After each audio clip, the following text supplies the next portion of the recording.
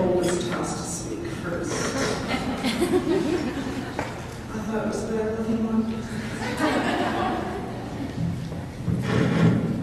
First of all, I just want to thank Claire for this. I hope you guys are all enjoying yourselves, because I sure am, and I'm getting educated and validated and drained emotionally.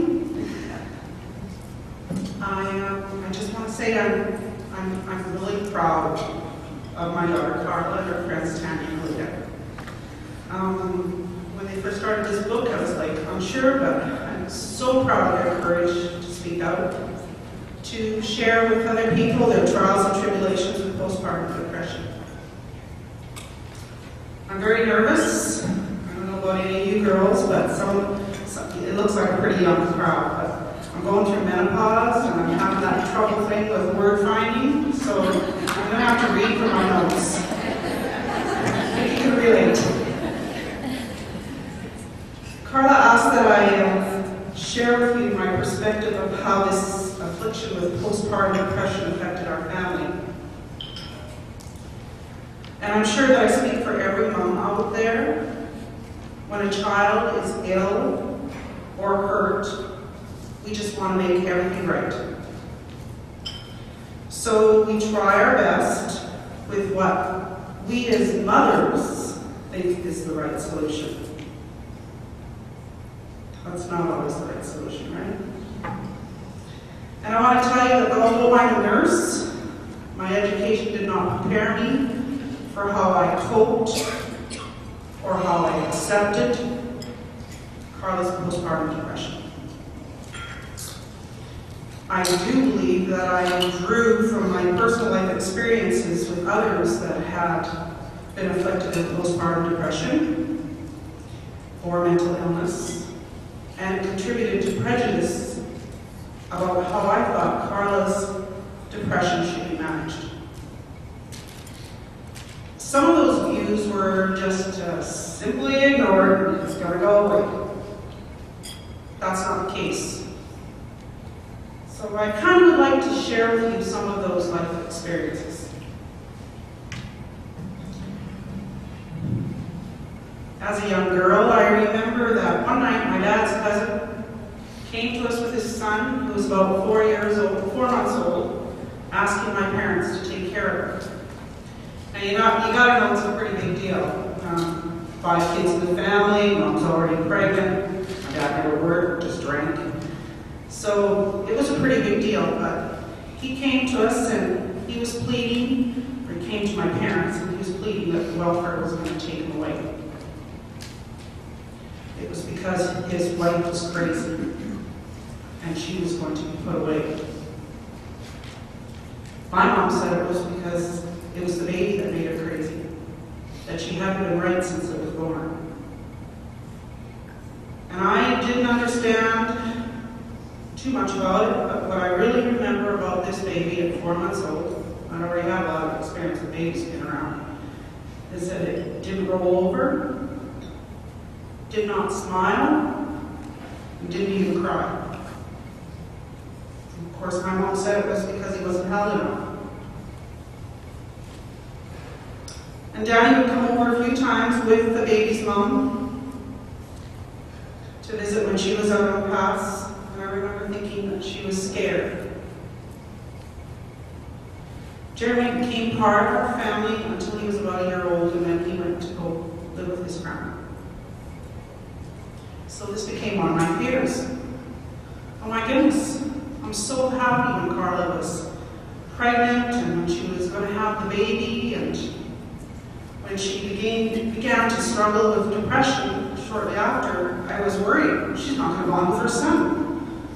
I was worried that this depression was going to consume her, and she would miss out on all those smiles and firsts of her new baby. This certainly didn't happen. My grandson Cameron is a bright young boy and has a great relationship with his mom. He's just fun and a joy to be around. But my fears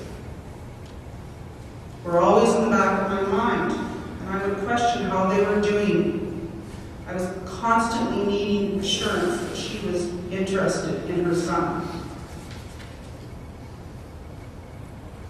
Another experience with postpartum depression came with the birth of Carla's cousin. My sister-in-law had had her son later in life, or at least that's what I thought was later in life. I was quite young when I had my kids. And she'd been in the workforce for a long time. They lived away from the family. Both she and her husband, lived the high lifestyle, and they had dual income and no kids and traveled. I thought that those were contributing factors. So when she had her son, she had quite a bout of depression. There was even talk about adopting out the son. She couldn't handle the situation. But she was coached to get a nanny and get back to work soon after. I know now that that situation wasn't handled really well. She didn't have supports from her family. Nobody talked about it.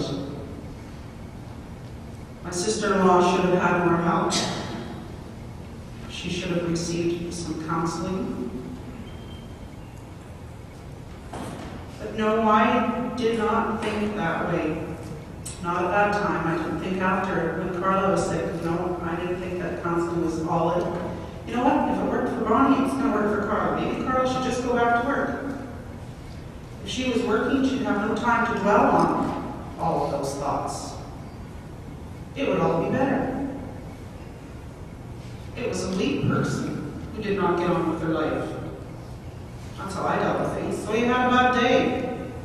Everyone does. I know now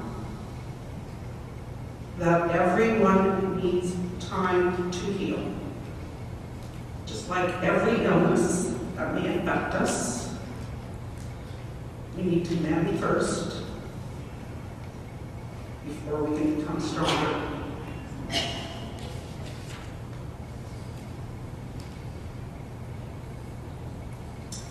My most fearful experience was with a very good friend.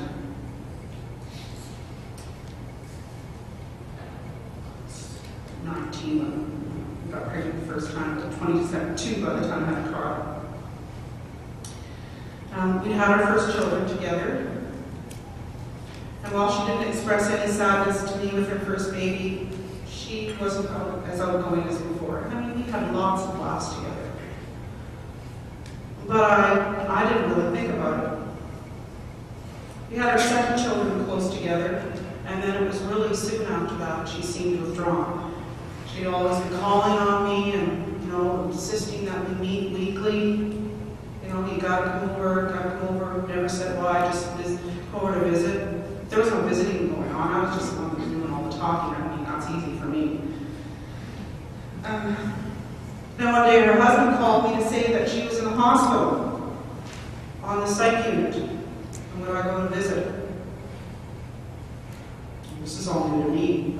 I went, and she seemed very, very upset. She confided in me that she'd been depressed for some time, probably since the first baby was born.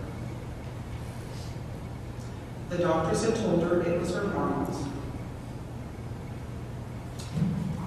This is how naive I was about mental illness or anything else like that. I just have to make her happy. This is what I'm going to do. I'm going to buy her glamour magazines, and we're going to talk about shows, we're going to go out shopping, all the fun things, we'll get over it. See how smart I was. My friend was in and out of the hospital quite a few times. She had ECT, numerous trials of medications, and then one day she had it all planned. And she tried to commit suicide. And miraculously, really miraculously, she survived. And I remember thinking,